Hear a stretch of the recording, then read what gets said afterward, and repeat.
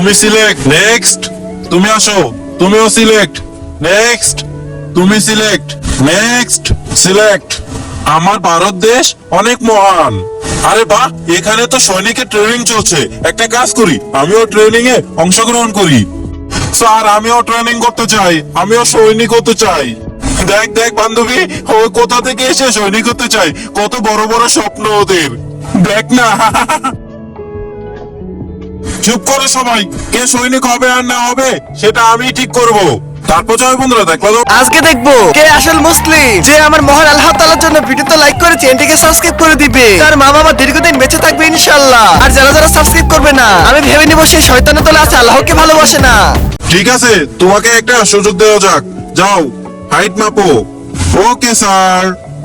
হ্যাঁ, তোমার হাইট ঠিক আছে, তুমি সিলেক্ট। যাও। তোমরা এখানে আসতে অনেক কষ্ট করেছো, এটাই তোমাদের শেষ ধাপ।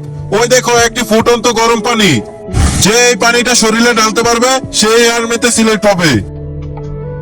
স্যার, আমি যদি এই গরম পানি শরীরে ঢালি আমি তো পুড়ে যাব, তাহলে আর্মিতে যাওয়ার লাভ কি?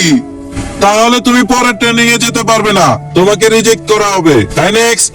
স্যার, আমিও এটা করতে পারবো না, এই ফুটন্ত পানি শরীরে ঢাললে আমি তো পুড়ে যাব, তখন আমি কিভাবে কাজ করব? তাহলে তোমাকেও রিজেক্ট করা হবে। তাহলে নেক্সট। সরি স্যার, এটা আমিও করতে পারবো না, এত গরম পানি আমি ঢাললে আমার শরীর পুড়ে যাবে, আমি এত গরম পানি শরীরে ঢালতে পারবো না।